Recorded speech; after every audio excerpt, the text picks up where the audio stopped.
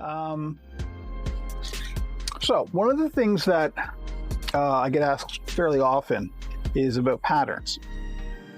A lot of my patterns are either modified version of commercially available patterns or patterns that I've made myself. And so a lot of people kind of, they get stuck on patterning, because creating a pattern from scratch is a very long, complex, and difficult process.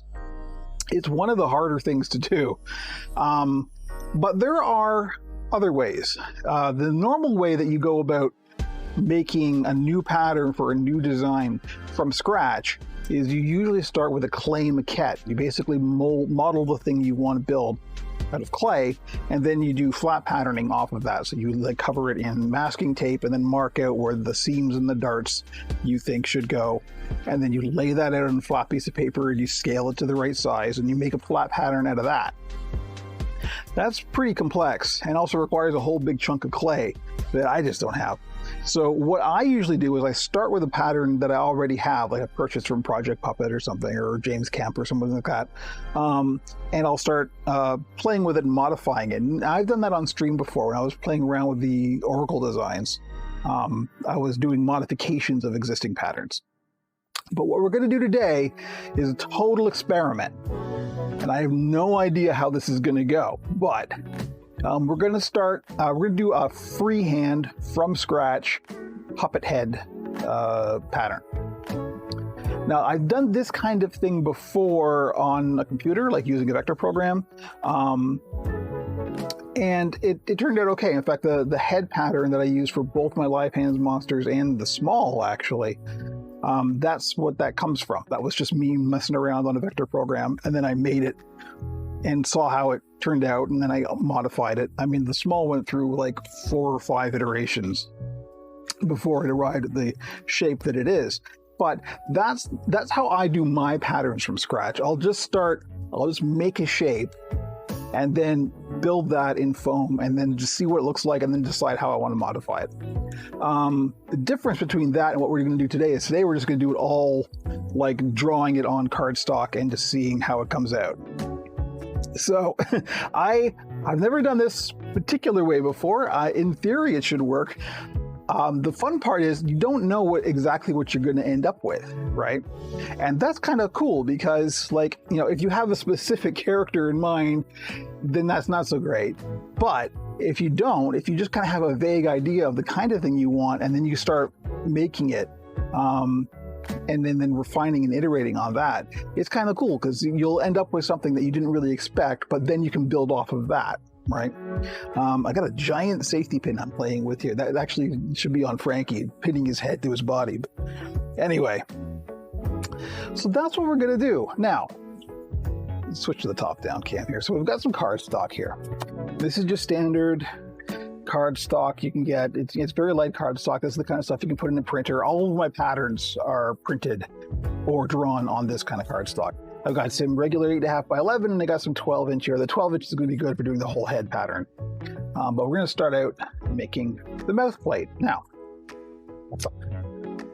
once you've seen a few patterns for puppet heads, you kind of get a feel of how they work. A lot of them, and particularly any that are like a really basic shape, it's like a round head or something.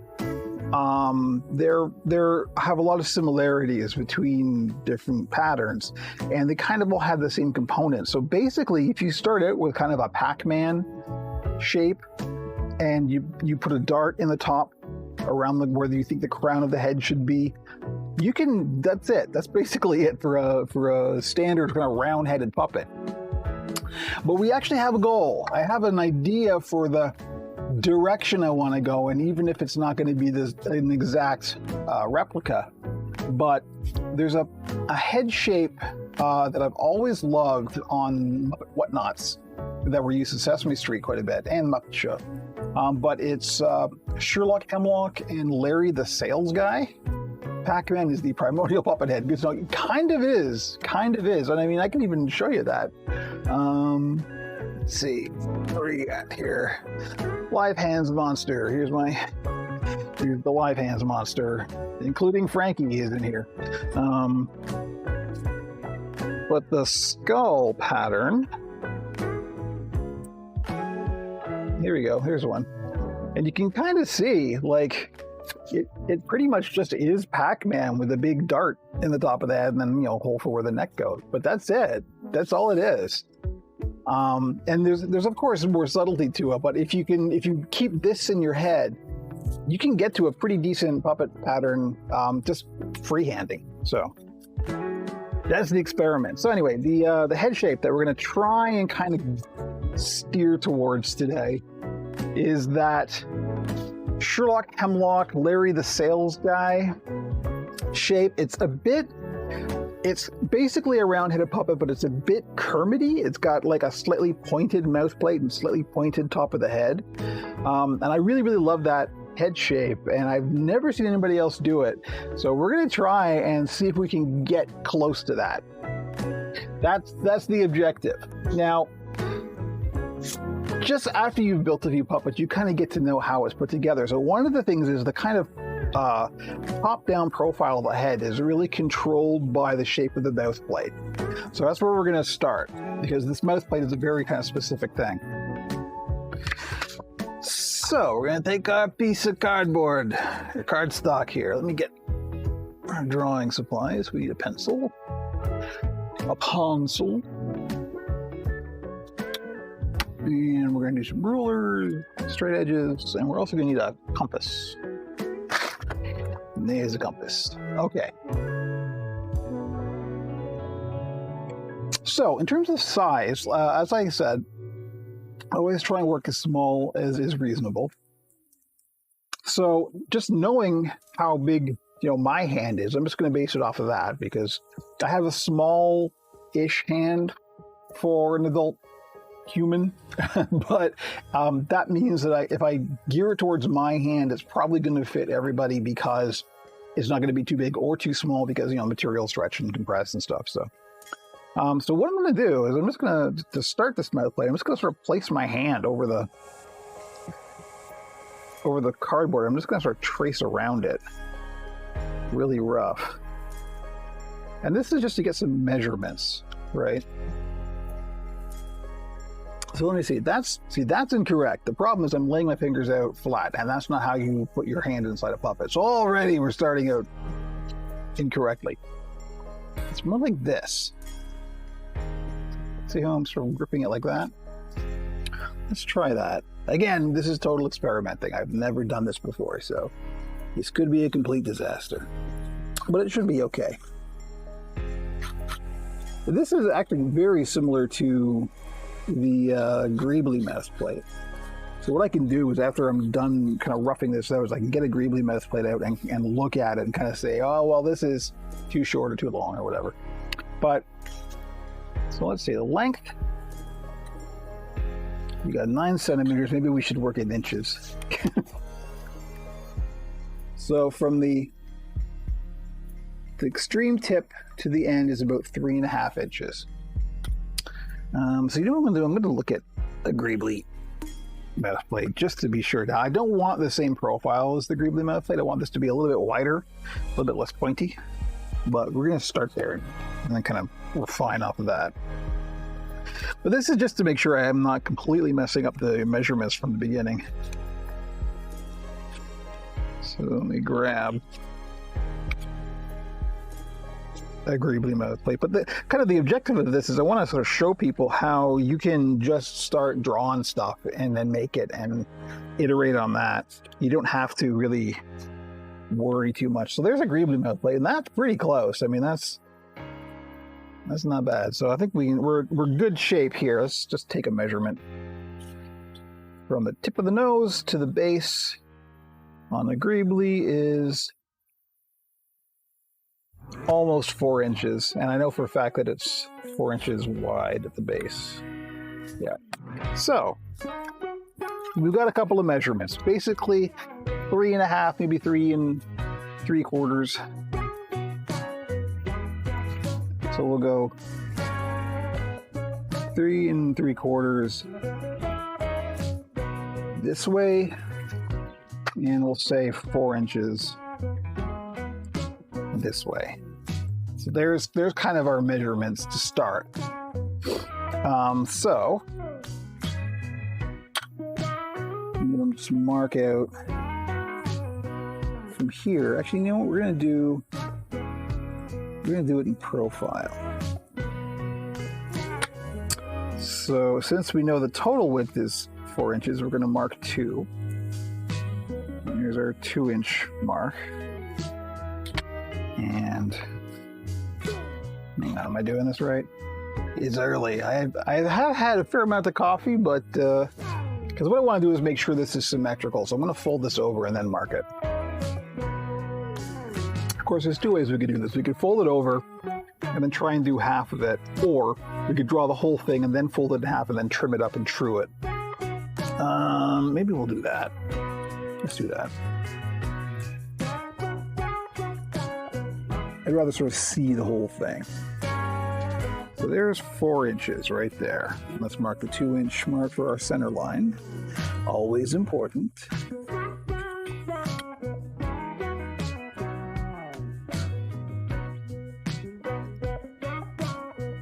So 4 is a little bit wider than the greebly mouth plate, but that's okay.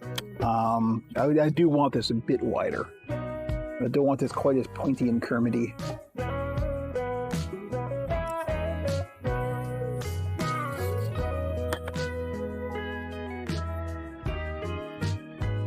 Although I wouldn't be surprised to learn that, you know, Sherlock Hemlock and Larry the Sales Guy, first of all, it's the same puppet.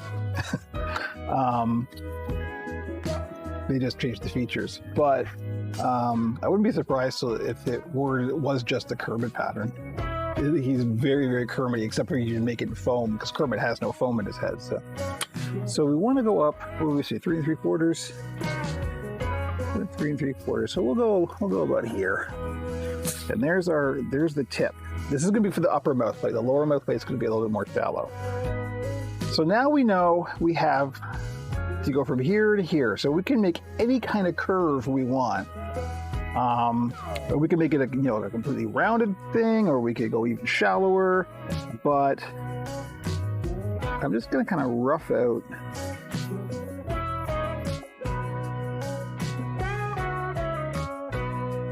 We don't want it too pointy. So that's the thing. So about that, let's say. I'm actually debating making this a bit wider even, or maybe even making this shallower. Because, yeah, we could make it shallow. You know, I'm going to make it shallower. I think this is going to be a little too Kermity. So we'll just get rid of that. So we'll come down maybe 3.5.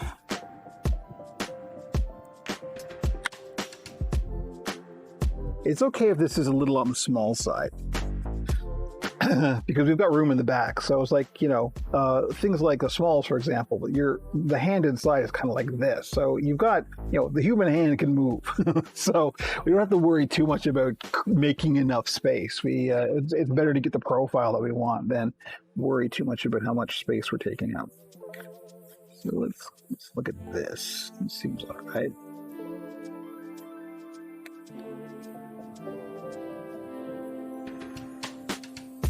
I'm going to make it a little pointed. So now that we've got this curve, we want to make sure that this is, of course, symmetrical. So that's pretty easy. All we're going to do is fold it in half along that line. So make a fold to use as a guide along that line right there. We can fold it this way.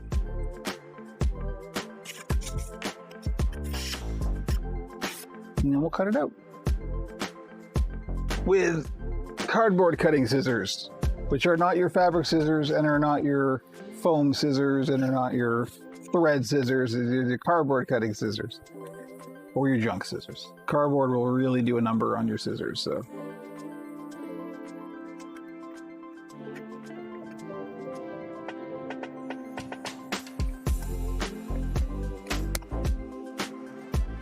And there we go. There's our upper mouth plate. I think that actually looks pretty good. I'm okay with that. That'll be all right. So this will be our upper mouth plate. Let's label this as top. For the lower mouth plate, we want it this pretty much the same, except for we want a little bit of an underbite. That's an entirely stylistic choice. If you want an overbite, we want an overbite, we don't want an underbite, or at least I don't for this design. But if your design requires an underbite, then you just make the jaws when they close to be whatever you need. So we're going to take this, we're going to trace it again. But one thing I should do, this is a little patterning tip from courtesy of the master puppet builder BJ Geyer. But take all your patterns, and then when you fold them in half, cut out little notches on the top and the bottom, and these will help you when you're tracing your patterns. This will help you create a really accurate center line. You see how these little notches here? Those are absolutely true, or as true as it can be. I mean, we're not talking about micromillimeters here, but these will, when you're tracing your pattern, you create these little notches and then you just sort of fill them in. But this will give you a really good center line to trace on your fabric or whatever you're tracing it onto. Little pro tip there. So for the bottom jaw, we want it to be a little bit less shallow. Just a little bit. So let's go here. We're going to just trace this out again. And then I'm going over other lines, but that's all right. And this is what I mean by your center lines. You just got to fill in that notch, and it gives you like a little arrow.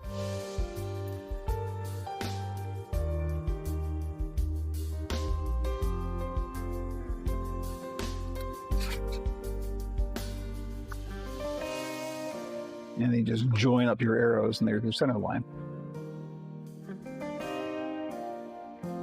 Now, the amount of overbite I want on this is not much. I want these to be almost flush, but not quite. I want the lower jaw to be a little bit more recessed in than the upper jaw. And that's super easy because all we got to do is just take a bit off the bottom here. And we'll say, I don't know, that's about a 1/4 inch or so. Maybe,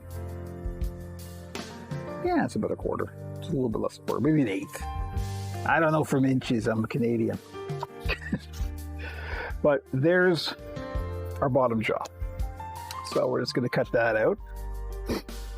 This is cool. I really like the concept, at least, of doing it this way, because I don't really know what I'm going to end up with. But that's kind of exciting, right? Like, it's like Christmas, but puppets. No matter what we end up with, it'll probably be at least a usable puppet shape. And so then we can kind of go, okay, we've got this shape. What do we want to do with it, right? It's kind of a reverse of like going, yeah, it'll be unique regardless. And that's the fun part, right? It's like nobody else in the world is going to have this exact pattern. And that's cool. Okay. So I'm just going to make sure we've got a true center line by folding the pattern in half, and as usual.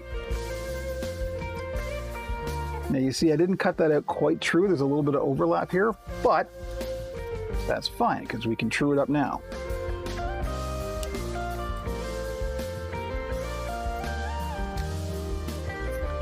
And we can cut our center lines.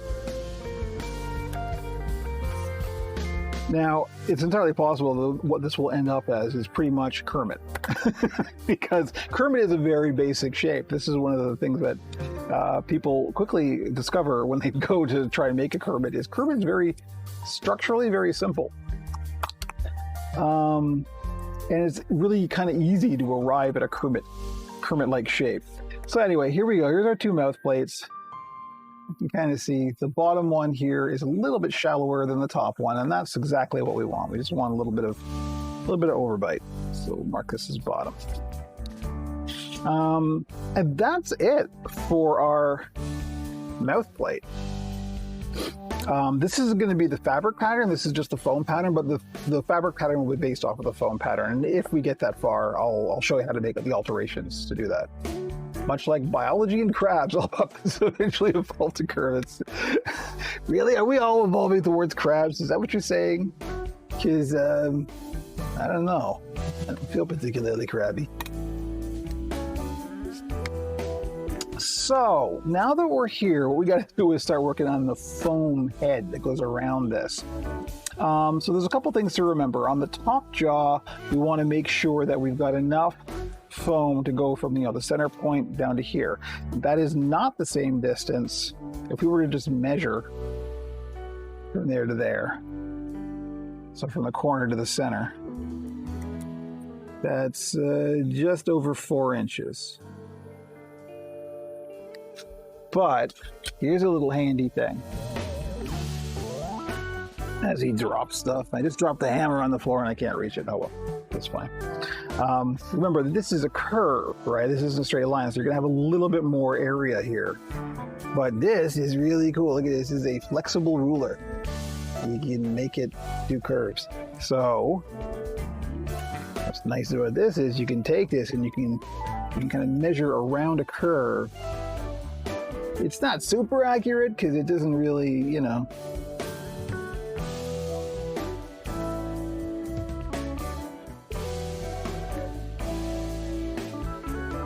All right, so we're just hitting 4 inches there. So what that means, is that the top? That was the top, yeah. So the bottom, we're gonna go to the bottom here.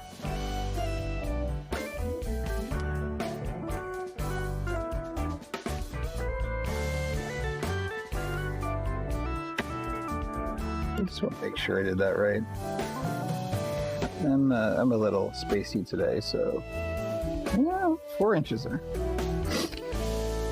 You can bend this flexible 90 degrees, so I might want one. You can, but it's not super accurate. Like it's, you know, it's very, there's like always a curve here. You're not going to get a perfect angle, right? So they're not super duper accurate, but look at you in the ballpark. And on the bottom, we're just shy of 4 inches, so that makes perfect sense. So we know at least what we need are the length of the lines of the Pac-Man mouth. That's what we want to be, right? So let's just do that. Now, we don't have to aim for total accuracy. Foam compresses and stretches to a certain degree, so as long as we get it within, you know, a centimeter or two or half an inch or so, we're good. So you don't need to worry too much about that. But I'm gonna switch to our 12-inch sheet here because we've got a little bit more room. So remembering that what we want is the Pac-Man mouth, the question now arises, what angle do we want that at? Because I was thinking for D&D terrain, so it would be accurate to shaped. Yeah, you could do that for sure. I got that on Amazon. Just look for like flexible ruler. I'm sure you can get them at like craft stores or you know, like hobby stores, stuff like that. Possibly even fabric stores. So the angle of the mouth, you kind of want it at almost maximum for the degree that you want your puppet mouth to open. And the reason for that is because this is where the dimples happen. Talk about the dimples. Dimples are important. Everybody loves the dimples. Every time you make a puppet that's got the little folded dimples in the corner of the mouth, like Kermit, everybody loves those. And how did you do that? And it's like, you actually don't need to do anything. It's just how the material folds when you make a shape like this. So the degree to which the angle of the mouth is, the more open you make that. Hey, Rafi, how you doing? Nice to see you. We're building a puppet head pattern completely from scratch, freehanding. So I'm sure it's going to go perfectly well and nothing bad will happen.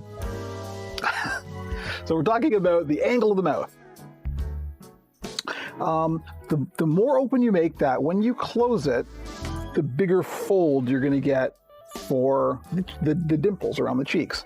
So if you make it open only part way, what's going to happen is when you open it even further, that dimple's going to kind of bulge out in a really kind of unnatural way. So you really kind of want to go as open as you're going to comfortably make the puppet head. You can always go a little bit further, but you want it kind of, if you're going to be talking with the puppet, you want it at the extreme open that's comfortable. So I'm hoping it spontaneously catches fire. I'm sure that's an option. I had to play with quite a lot of fire. I guess yesterday I was making a small, and there's like 1, 2, 3, 4, 5 holes that you got to burn for that, and boy, that was a lot. So I'm just trying to figure out what would be the best way to do this, because again, I've only ever done this on a vector program on a computer, so I wonder what's the cheapest and fastest form of puppet you could make. Probably something like a Greebly without a foam structure. Again, because there's no foam, so there's no fabrication on that end. It's just sewing, and you could do all that on a sewing machine. Except the hands. The hands are always a problem. So like, I don't know, an armless Greebly would probably be the fastest thing. The hands and arms are always the most time consuming. Oh, I could probably knock one of those out in 3 or 4 hours, on a slow day. It's a good question. I mean, like something like the Sonk puppets that I sell that have no arms, that are really just kind of a tube with a mouth. I can knock one of those out in maybe an hour. It all depends. So what are we talking about? Mouth angles. Yes. So I'm really just going to kind of eyeball it. I think is probably the best way. We know we want... Actually, I wonder if there's a better way of doing this. You know what? Here's what I'm going to do. I'm going to make a little kind of guide. That we know we want the top jaw to be just over 4 inches and the bottom jaw to be just under 5 inches, or 4 inches. Wow, language is hard today. I don't know what's going on. So I'm going to mark this for the top jaw. This is just so I can play around with angles.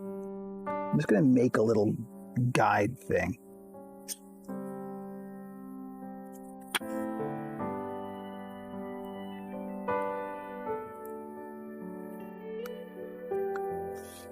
And then the mark. This is a 4-inch piece of cardboard. Nope, you were just in time. I literally just started. Actually, apparently I just started 36 minutes ago, but we're really just getting rolling. So hello, Just Lauro. We are making a puppet head pattern from scratch, freehanding it. And I've never done it quite like this before, so it may go horribly wrong. And therefore terribly entertaining. So what we're doing right now is we're figuring out what the mouth angle should be. So I've got a 4-inch little strip of cardboard here. And I'm just going to draw one angle. I'm going to keep it this way because we know we want the big Pac-Man head to come out this way.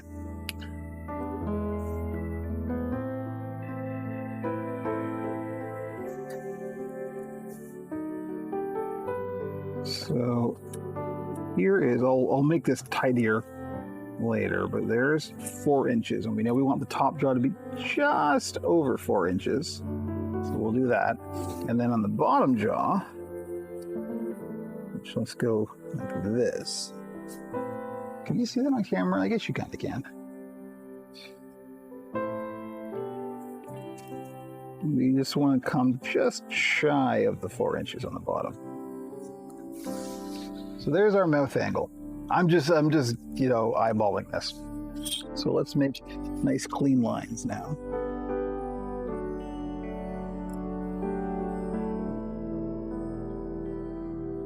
We'll come off of there.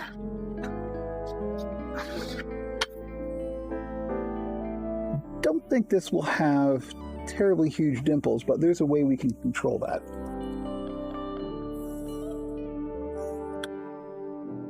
And now here's where we can actually make a decision. So the angle that we come off of this, of the mouth, will determine kind of the profile of the head. So if we want like a more Kermity head, we'll come off at a shallower angle. If we want a more rounded head, we'll come off at a steeper angle. You can't really see that. So there we go. Let's say those are a couple of angles. So this would be a more Kermity, pointy head. This would be a more rounded head. We're aiming actually kind of in the middle. So let's just rough out a line kind of like that. I want it more rounded than pointy.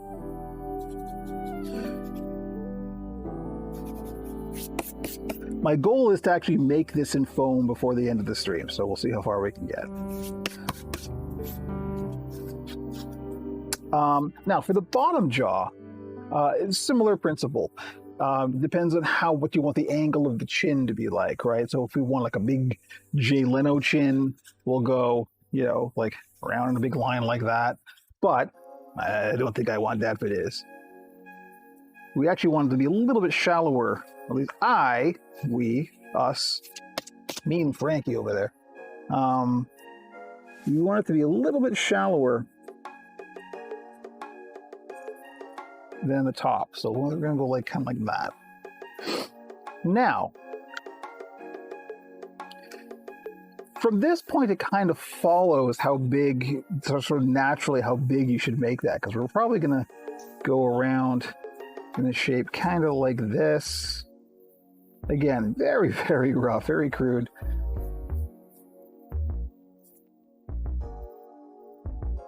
I'm not even sure I'm going to use the compass, because the problem then becomes like finding center, right? So like, where did I put the compass? Where'd the compass go? Here's the compass. This is a little wide, I think. Maybe we can find center. Let's see. Again, I haven't done this before, so seems like maybe center should be around the pivot point on the jaw. That's the backwards way. There we go. So what if we were to do this?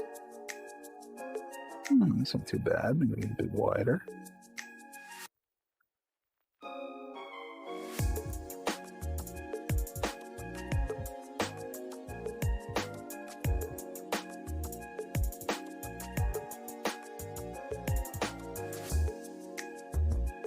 Okay. All right. So on the bottom jaw here, I'm going to pull this in. So we're coming off at the angle that we've already drawn. And we're going to kind of do that. So we've got to kind of make these meet. So we've got kind of a rough circle going on here. We'll sort that out momentarily. But yeah, it looks okay, I think. Now, we can make it just like this. Now, one of the things you got to remember is we need a neck hole. And neck holes are always bigger than you think they should be when you make the pattern. So you want a pretty sizable chunk out of it.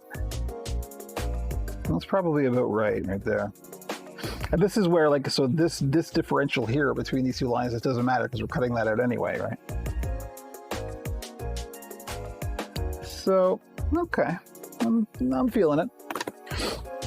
So one of the things we got to decide is about the shape of the top of the head. So the crown of the head is probably around here. We can have no dart, in which case it will be, it will just sort of make it more pointy. And if we want to sort of spread that out, if you look at the top, we want to spread that out and make that a little more rounded. That's what the size of the dart in the top of the head will determine. I don't want much. I want this to be relatively pointy. I don't want this to be very broad and rounded. So I think we'll just put a little dart. And this may actually get eliminated in the final version, because I may just want no dart.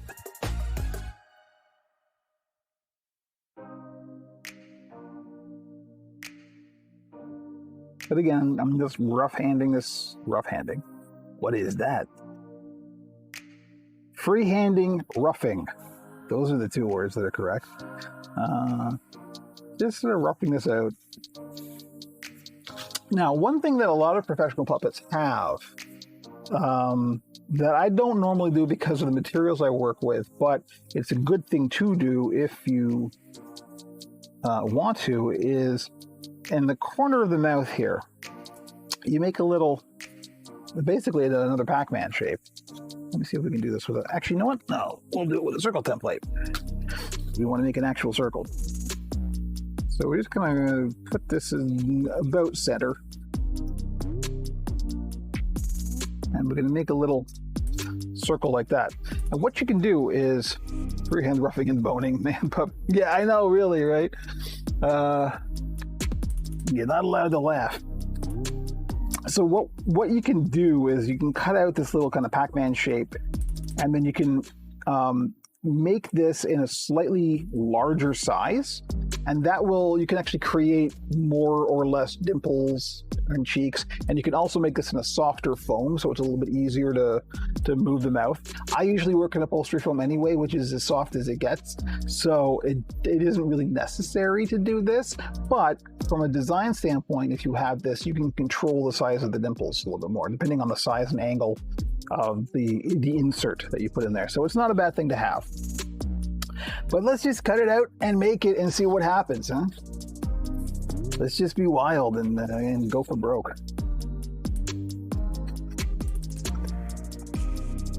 So I'm making sure I'm cutting the right lines because I got a lot of lines here.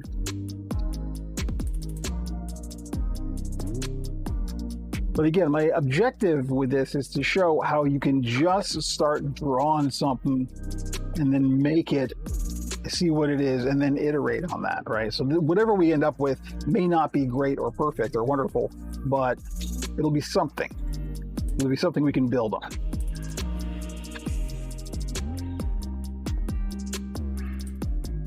I think this may be a little small, to be honest, but we'll see.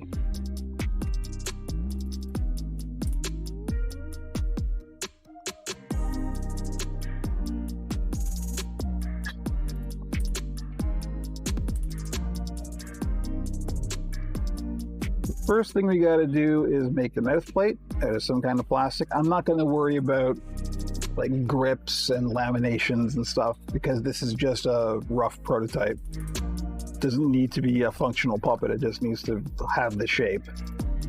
So I'm just going to cut them out of plastic. I'm not even going to sand them or anything. I'm just going to cut them out and see how it goes. Yeah, the other thing about this dart is you may want to change the position of the dart. You may want to move it around, but we'll keep it here for now and just see how it goes. And you know, after you've done this a few times and you've gone through a few cardboard patterns, then you can take this, stick it on a scanner, scan it in, and then trace it and make a nice clean version that you can print out multiple copies of. Also an option.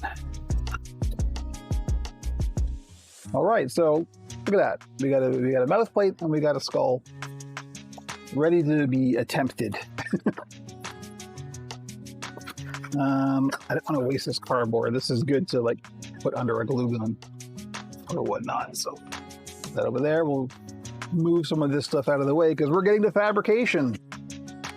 46 minutes and we're already starting to fabricate from zero. Not bad.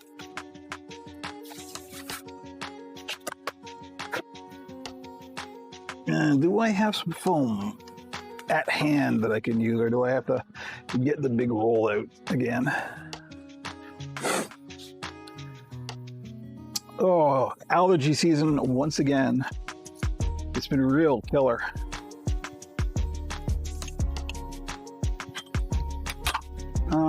Well, you know, we don't have to worry about foam right now. We just need to worry about plastic. Let's see. How's this for a big mangled chunk of plastic? I've done a few things with that. This is just a sheet of ABS plastic I ordered on Amazon. This is really good because it's thermoplastic, so you can put this in a vacuum form machine. That's one thing we should do on stream. Play with the vacuum form machine. We were kind of sorry, for allergy season because we just got a big snow. Really? Wow. We're out of snow season, I hope. I think. I mean, my seasons are iced coffee or not iced coffee, and we're into iced coffee season now, so. Another thing we can do with this mouth plate, I don't know if maybe we want to do this for final, and we'll just do the rough shape now, is doing the double hinged mouth plate where you've actually got a third piece in the middle here. That's really nice to do, and I really like those a lot. But I think that's something we can do later. We can change and like add that in later. So I think we'll do that later. We'll just make the basic shape right now and just see what it looks like. Because again, no idea what this is going to look like.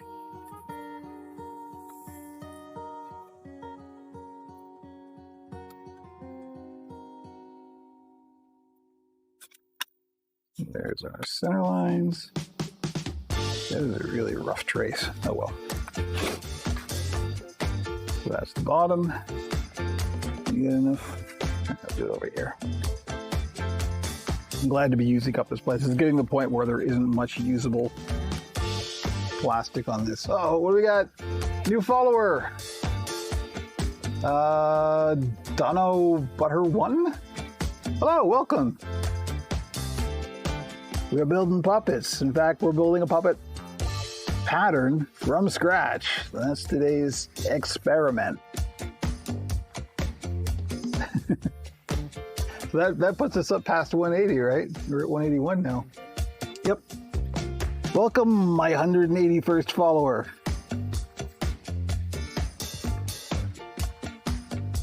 All right.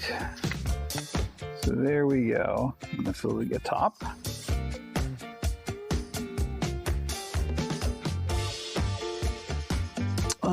And we're going to cut it out. Actually, we're going to make a better center line than that.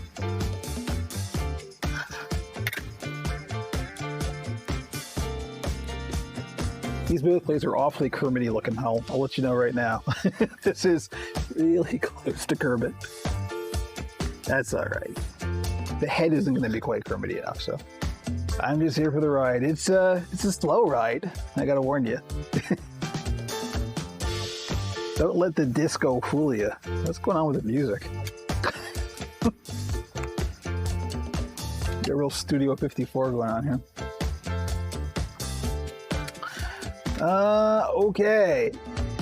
So these are my heavy junk shears that take punishment, and that's what I'm using to cut the plastic with. Don't use good shears to cut plastic. As always. Take care of your scissors. They're gold. You need them to be good. Cutting plastic is always a pain in the butt. This is kind of off camera, but I hate the fast rides anyway. They scare me a bit too much. Yeah, I know what you mean. I don't remember the last time I was on an actual ride. I mean, even before the pandemic. So you feel these streams are the interesting music playlists anyhow. Oh, don't tell me that. Pandemic Sound only has a limited catalog. We haven't explored a lot of it, actually, but there's a lot of it that I don't want to explore.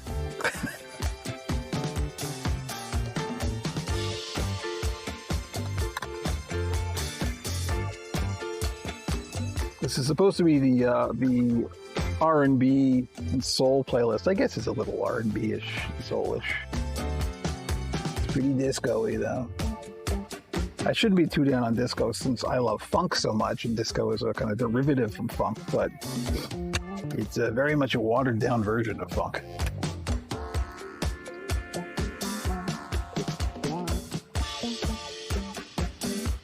All right, chat. Here's a question. A friend of mine on Twitter asked this. What is the ultimate soup? What is the best kind of soup?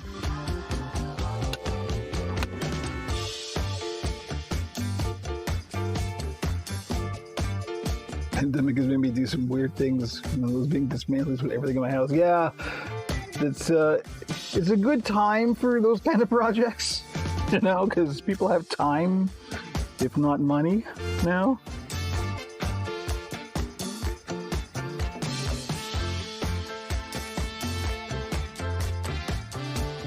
Define soup. Good question. Because, well, you know, the difference between a soup and a stew, right? What is the difference? The soups, I think, generally can be made a bit faster. Stews need to be, as the name implies, stewed. However, that's not always the case because components of soup, like the stock, take time to make. So I'll allow stews as well. My answers, just so we can get the ball rolling, is gumbo with pho, which I know I'm pronouncing wrong. I believe it's pho. Vietnamese noodle soup is a close second. Gumbo is the king of soup, in my experience.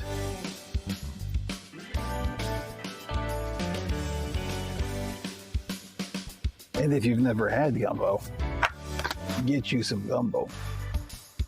I think I am actually going to file these a little bit because they're kind of rough around the edges, just so they'll take the glue a little bit better.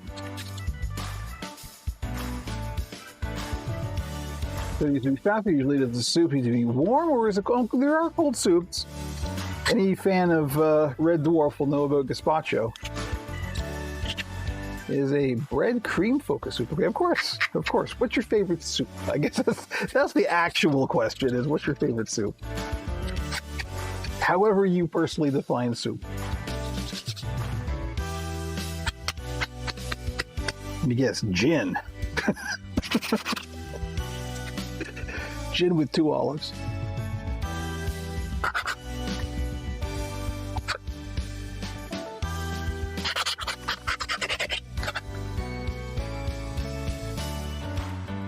Cereal and milk. I mean, you would have to define the correct ratio of milk to cereal, but actually, you're not wrong. We're getting close to the what is a sandwich debate, which, please.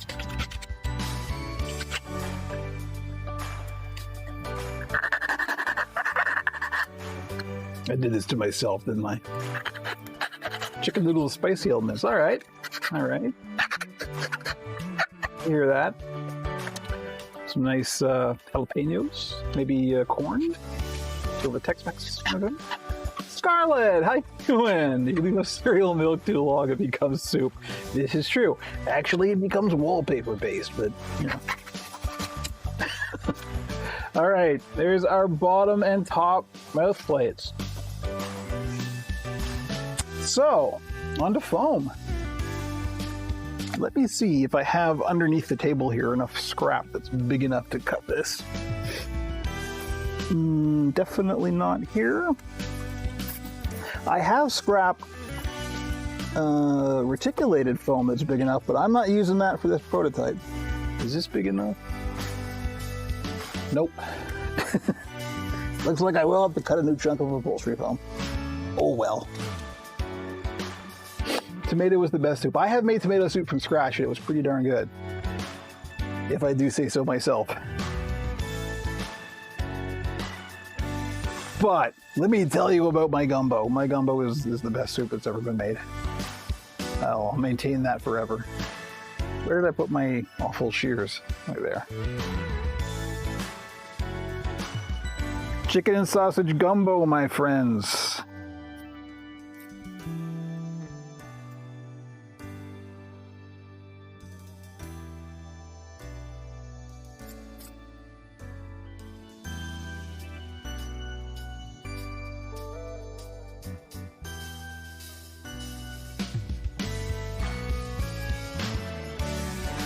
Scarlett. Well, I mean, you're from the UK, right?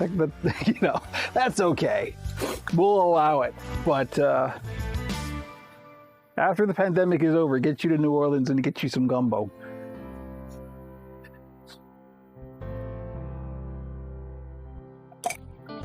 Gumbo is food for the soul.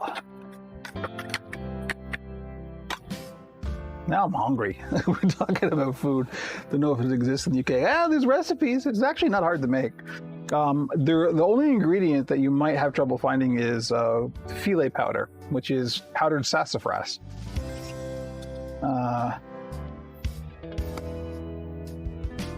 Made up there coming from Kentucky. There you go.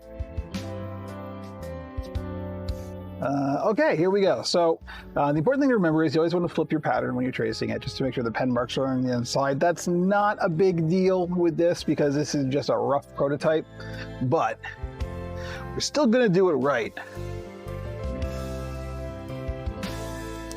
I'll swim over, yeah.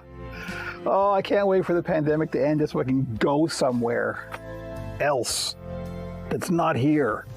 That would be great.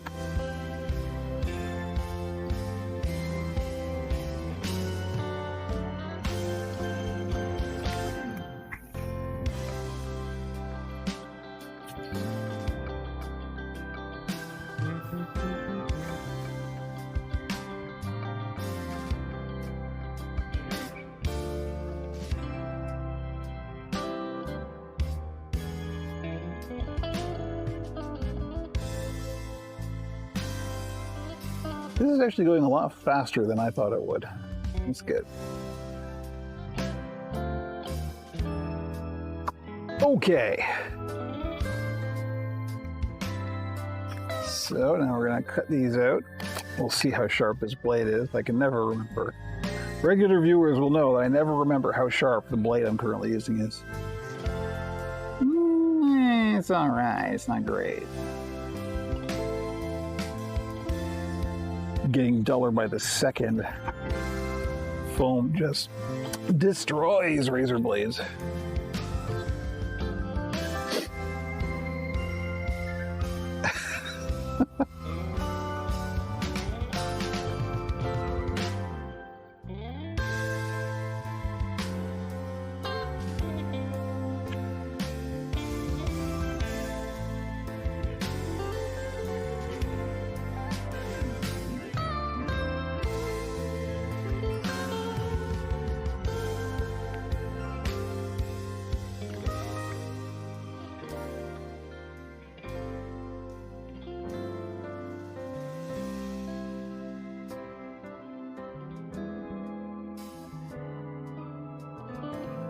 A blowtorch to cut. I bet you think you wouldn't be cool like a laser cutter.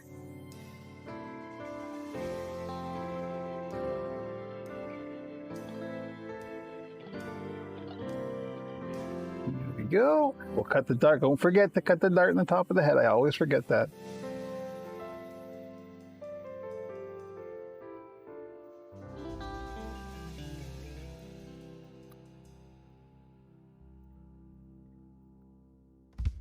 The only things I know about Kentucky,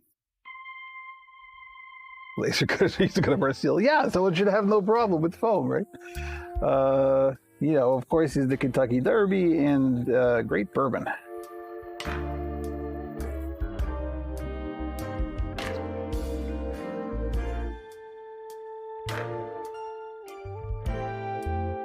Speaking of New Orleans, here's a trivia. This is something we'll win you something in a pub trivia contest. Bourbon Street, famous street in New Orleans, is not named after the alcohol.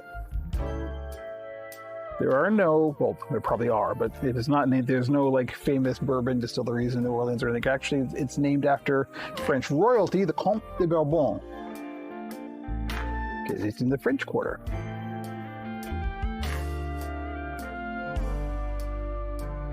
It's just a thing I know, and it's filling up space while I cut foam. Okay, here we go. Oh, wait. What was that strange sound?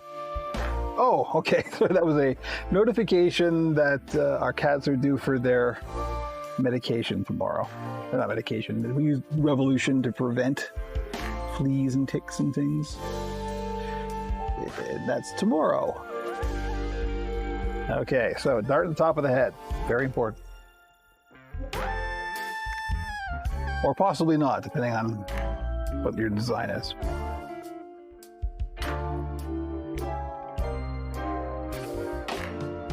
Okay, now we can start gluing this together.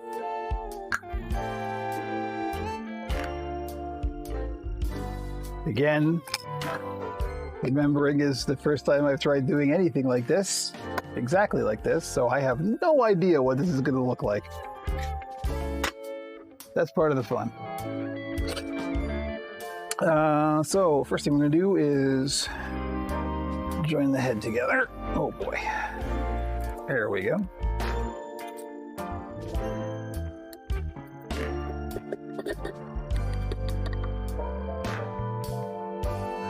Kentucky is also known for our bats, really.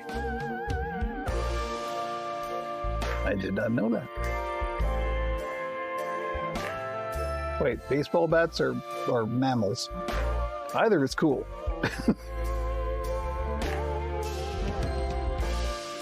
Wait, Louisville Sluggers, right? Baseball bats. Yeah, I knew it. Turns out I do know something about sports.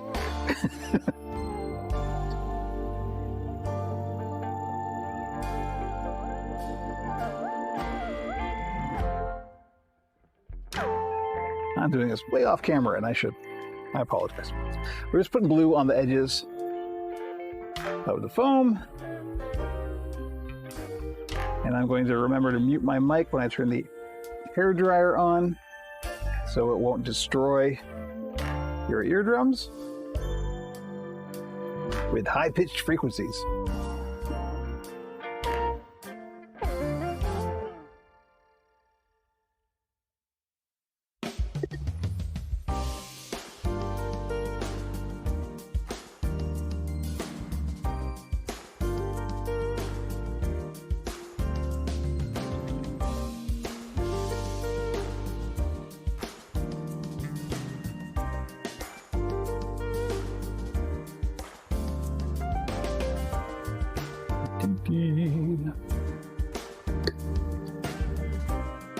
As always, when working with contact cement, work in a well-ventilated space. I know you're probably tired of hearing me talk about that, but it is a very important safety tip. I am fortunate to have a well-ventilated space. Engineer at heart, half the bridges I've driven over here make me cringe, wow.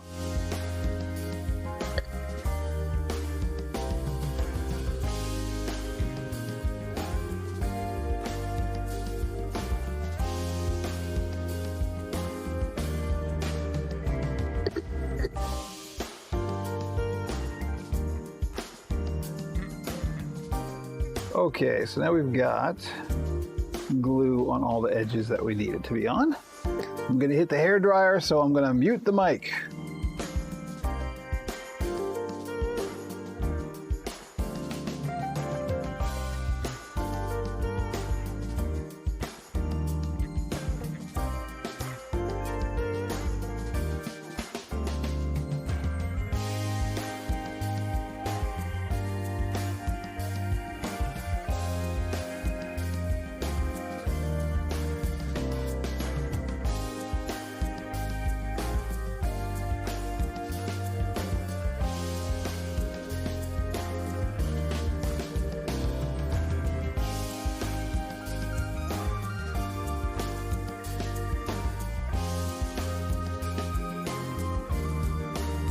There we go. You know, this actually turns out halfway decent. I'll probably put this VOD up on YouTube. I think it will be instructive. If it turns out terrible, I won't. So I think I'm going to close the darts first. Very small darts. Well, we'll see. We'll see what kind of profile it gives. Closing the darts first. There we go. And now I'm going to start from the nose. And slightly pressing those together. We're not locking the glue in place quite yet until we're happy with the alignment. And I'm going to go to this end. Do the same thing. Get those darts lined up.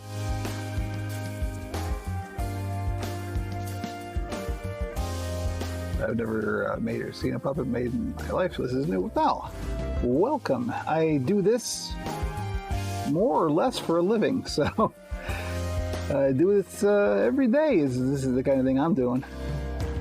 It's joyful. So one interesting thing I'm just noticing is that dart's pretty far back, because the crest of the head is kind of here, so it'll yield an interesting skull shape. I'm not quite sure what it's going to be yet, but this we'll find out. Yeah, so this is the first time I'm designing a puppet from scratch like this. Designing is a real rough word because I'm only vaguely controlling how this is going to end up. We're kind of letting the materials decide for us.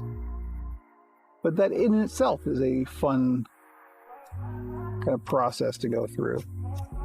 Okay, so there we go. There's our head. She looks all right. So now we're going to glue the mouth plates in. Now, sometimes you want to make a hinge to start with and glue the mouth plate in all in one piece. I have found with this style of puppet that I actually like gluing the mouth plates in separately.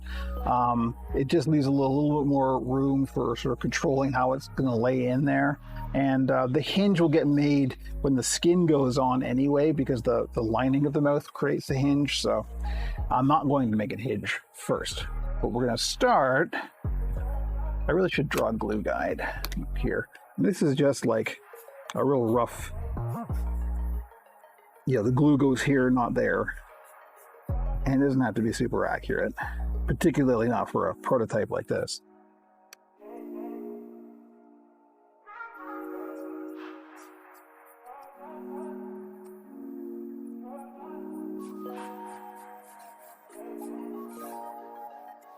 But, I really should have a center line in there too. So this is the way that you could do if you have like an object like this. So you only got a center line on one, you kind of mark it across the bottom, and then you can get a pretty accurate mark on the other side. And then once you've got those, you just join them up.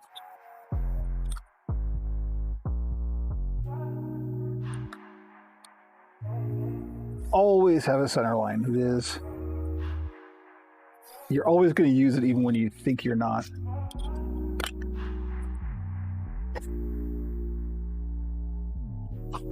Where are we at time-wise? Hour 10. Gosh, if this goes any faster, I don't know what we're going to do for the rest of the stream. I was expecting this to take me longer. We'll figure it out. Okay. Maybe I'll slow down. How about that?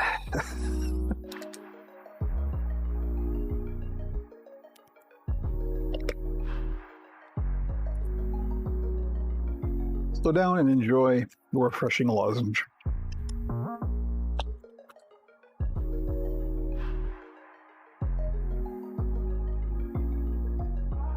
Okay. Getting to gluing.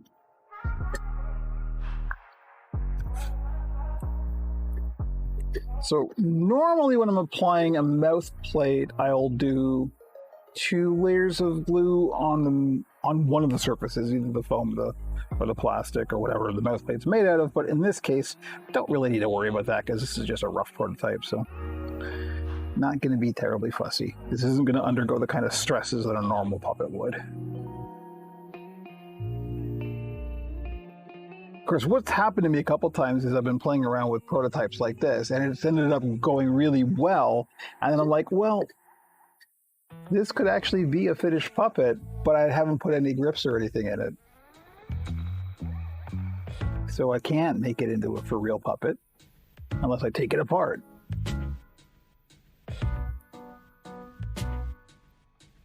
But we're not going to worry about that.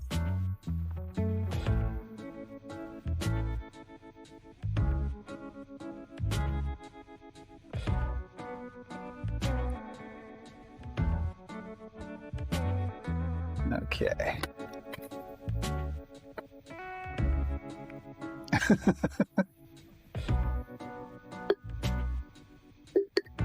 So do you work with like CAD software a lot?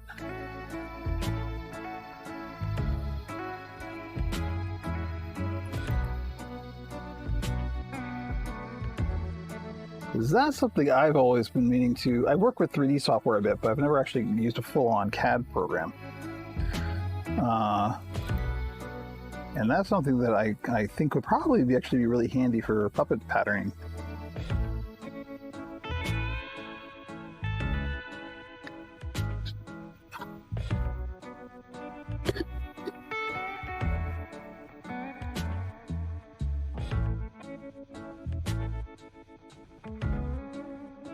I really just sanded down these plastics before I put the glue on, because this glue is not gonna stay on here very well on a non-porous, smooth surface. But hey, okay, here we go. Gonna mute the mic again.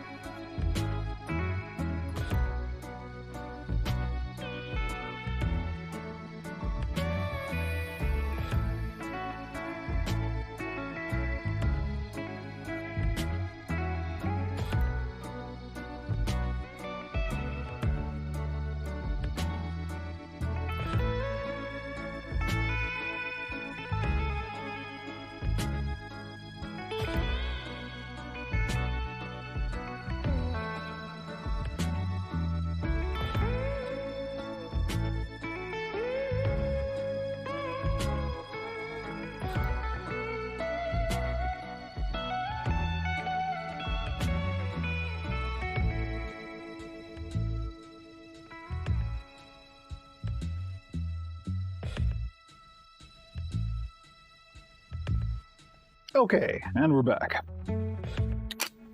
So we've got this glue mostly dry now. So we're going to start laying this in. I usually do the bottom jaw first.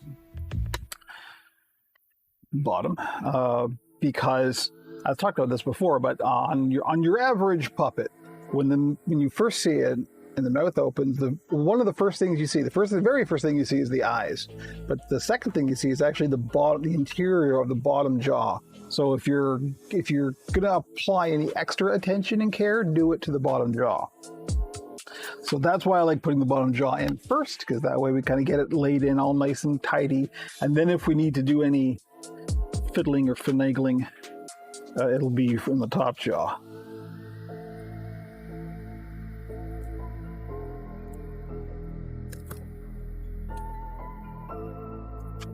And here we go. That seems to be sitting in fairly well. Our measurements were good. Very important, as our new engineer friend, I'm sure, can verify.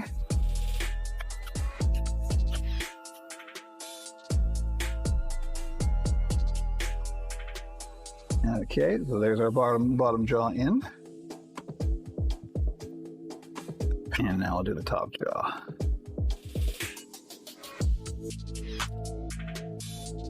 I like to do it at the base and then the tip, and then I'll kind of go around and seat it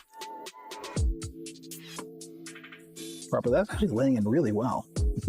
This is a bit better than some of my... This is actually going a bit easier than your average greebly.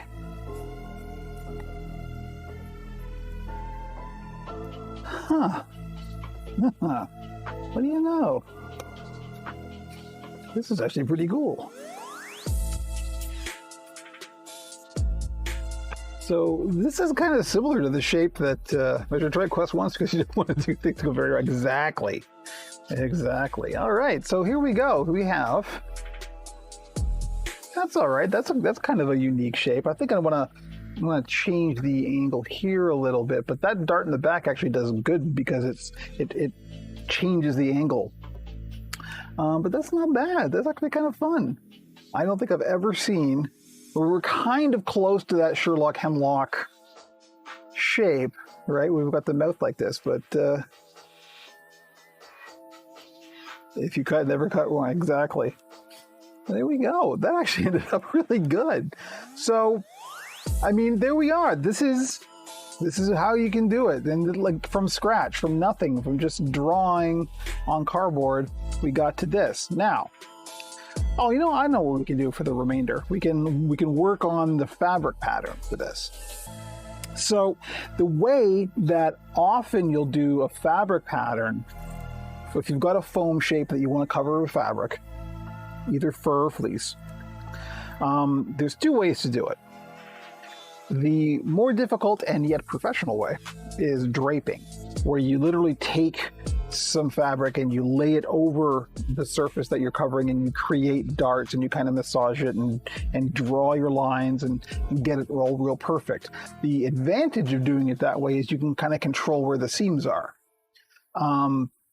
And particularly in something like a face where you don't necessarily want a seam down the center, if you can push the darts and the seams back to, let's say, where it will be under hair or something, that's really good.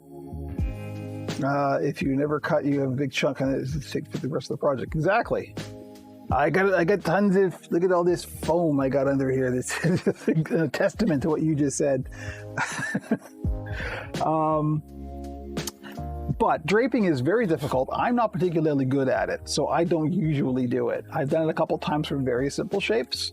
Bodies are like, a simple sort of rounded body is quite easy to do a draping pattern for, but something like this, the head it's got a mouth and a lip and the whole thing, that's real tough to do draping.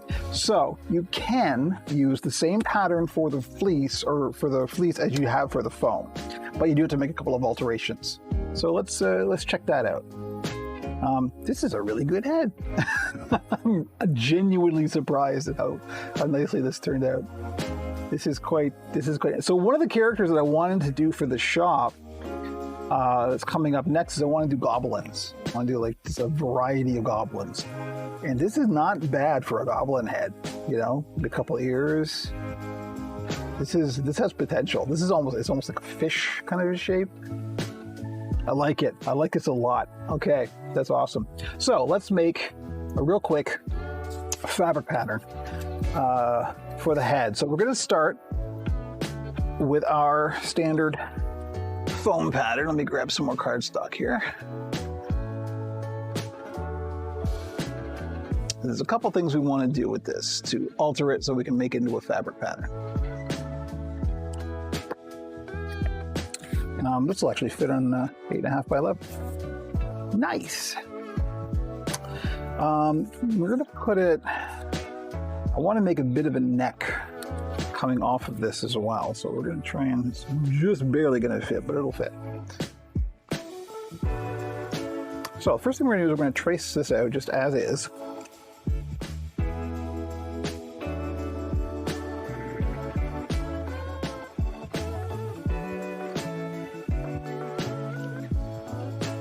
And I'm not going to trace the entire neck hole here because this isn't going to be where the fabric is, but I just want to mark where the neck starts and finishes.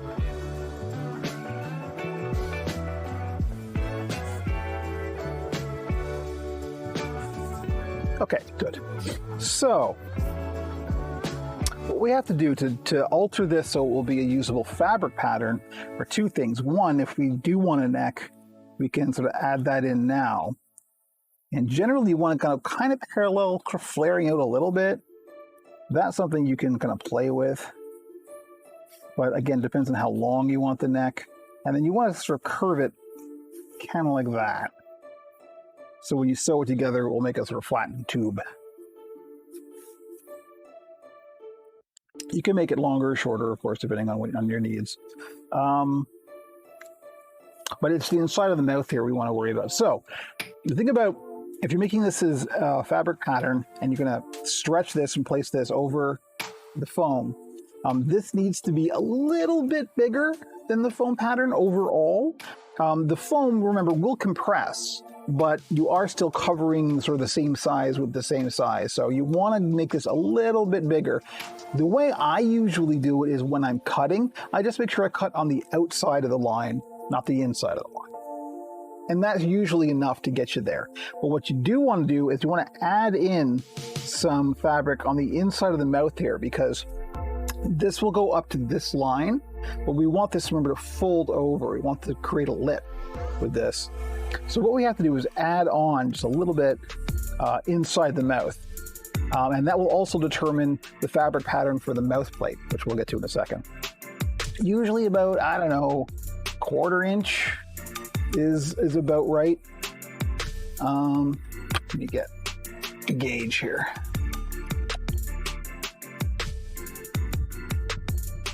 So, and this is entirely up to you, like what You know, if you want a really thick lip, then you can just add more onto this, and it will go further into the mouth. And so you would make a fabric mouth plate pattern that's the same diameter, basically. It's altered by the same diameter. I'll show that in a second. But this, I want this to be fairly standard, so we're just going to go about 1/4 inch in. Maybe a little bit less. Remember, the fleece, if you're going to use fleece stretches. So you don't have to go too far. The materials will kind of accommodate what you're doing. Fleece stretches, foam compresses and stretches. So you got some wiggle room.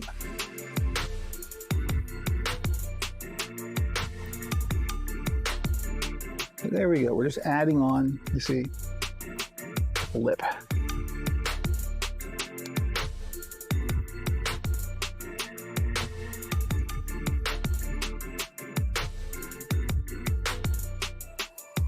That's one thing that I find that a lot of times I don't necessarily pay attention to, and I really should, is the fact that on any pattern like this, particularly one that you've drawn with, like, you know, a thick Sharpie, this line has thickness, right? So that will alter the size of the pattern over time. And you know, as you cut things, it's an exponential increase or decrease depending on what side of the line you're on. It's always going to be a little bit bigger or a little bit smaller depending on what side of the line you cut on. So that's something to be aware of. I'm actually kind of pulling back a little bit from the 1/4 inch measurement just to accommodate that, you know, cutting the pattern out. And there we go. So, and that's pretty much it for the fabric pattern. The most foot I made was a sock. A knife and some spray paint. Hey, everybody starts there, my friend. The first puppet I made when I was a really small kid, like well, really small, probably about 10 or 11, is at the local big box. It was called the Zellers. They don't have them in the States, but it's sort of a Walmart type store. They had upholstery, like big chunks of upholstery foam that were made to be used as cushions. And there were like wedge-shaped big chunks of foam. And I begged my parents to get some, but I just started hacking at that thing with a pair of scissors. And it, you know, I ended up making a usable puppet and literally spray painting it with like safety orange neon spray paint. It looked terrible, but you know, you got to start somewhere, right? So the other thing I wanted to show is what we need to do with the mouth plate. And that is quite simple, but you know what I'm gonna do? I'm gonna make this for real over the weekend, and then maybe on Monday's stream we'll show off what this actually looks like as a for real puppet head. Because I'm real happy with this. This is great. This can be a whole bunch of different things. So for the mouth plate, you're gonna make fabric version of the mouth plate. The first thing we're gonna do is we're gonna cut this, draw it out. But we want to do it as a single piece. So,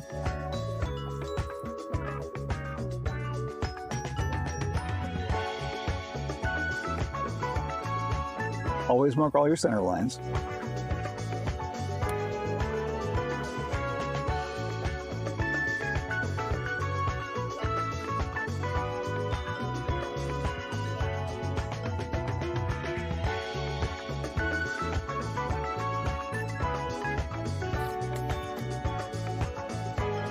So this will be the same whether or not you do a 2-piece mouth plate or a 3.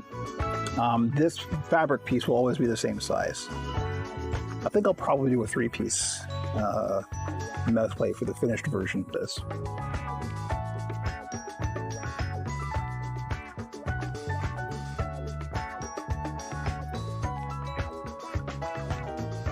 Okay, so we've got our single mouth plate. This will be in the fabric. This is exactly the same size as the plastic that's in here. But of course, what we want to do is we want to come in and have this be the size of the interior of the mouth. So you know, we've added a 1/4 inch on here, so we have to take the 1/4 inch off of here and just shrink this down.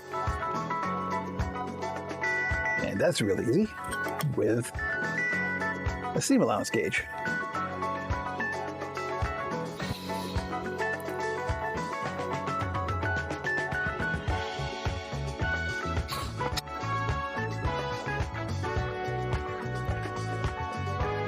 This has gone so well, I'm definitely going to put this up on YouTube.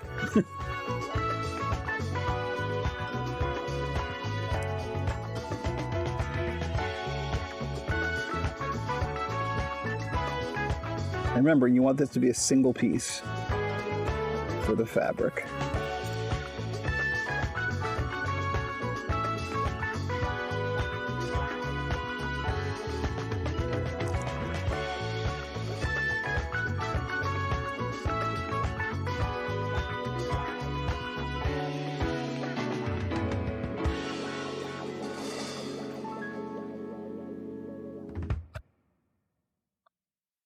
You know, I have a suspicion that many great puppets have been the result of somebody being bored. There is, of course, the persistent urban legend that Jim Henson made the first Kermit from his mother's coat and a couple of ping pong balls. I have always suspected that is apocryphal. Although Jim is on video record as saying that the first Kermit's eyes definitely were ping pong balls. That is actually a point of debate. But those who are familiar with the history of the famous frog know that when Kermit started, he was not even a frog. On Sam and Friends, he was just kind of this nondescript lizardy sort of creature, an unspecified species.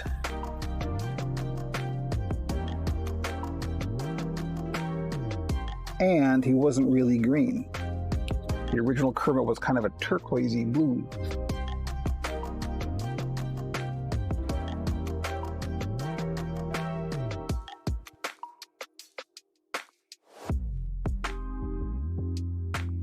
Okay, so there we go. You see we have this inner lining, and this is what the puppet mouth would look like if it were wide open, right? So we're going to join up our center lines, and then we're going to cut these out.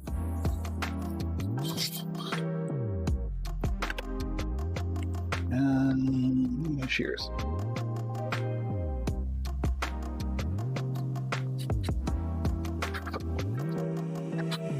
And of course, the important thing is when we cut these out, we're going to fold them and make true center lines. Why does that look like a snake's mouth? Oh, that's just the shape that I decided. I was aiming for, if you're familiar with Sesame Street, or Old Sesame Street, the Sherlock Hemlock / Larry the Sales Guy puppet has kind of a pointy, Kermity kind of mouth. That's what I was aiming for.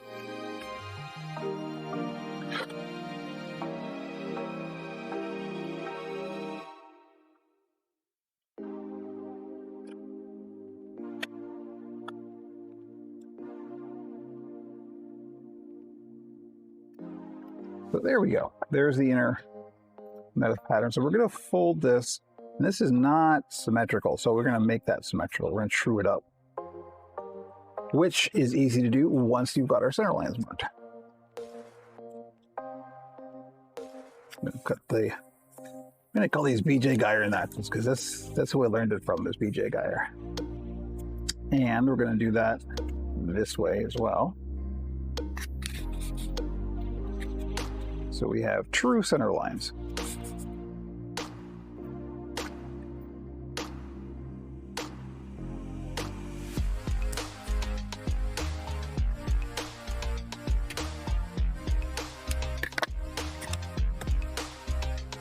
Yeah, let's see. This isn't terribly unsymmetrical. I'm just going to trim a little bit. Make sure it's all the same. That's actually not bad. Yeah, we're good. Okay. So there we go. This is the fabric pattern. So we'll go fabric mouth plate. And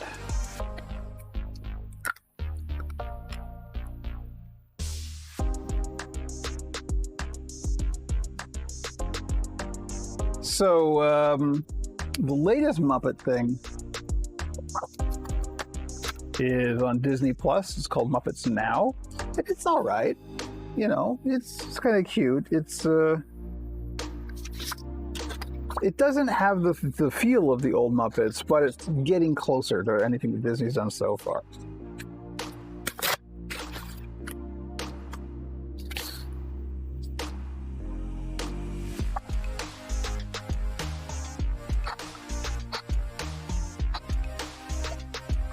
Okay, so you know, folks, I think after this, I may actually end the stream because this was all I had planned.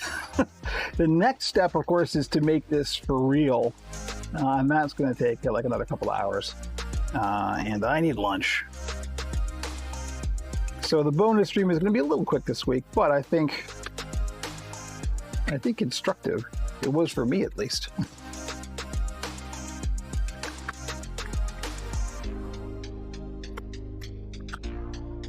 Thank you, Zep, our new mod.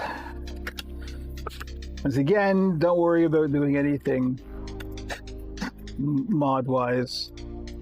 It's more of a thank you for being. I think you're like my oldest regular at this point. It's only let me blasted through it. I know. Again, because I've never done it quite like this before, I didn't know how long it was going to take, so. Turns out, not long.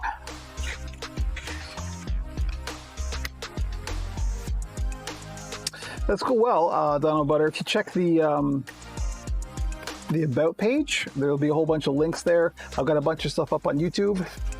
And if you type in !puppet, you'll get a whole bunch of links to puppet building tutorials and things and places to buy materials and such.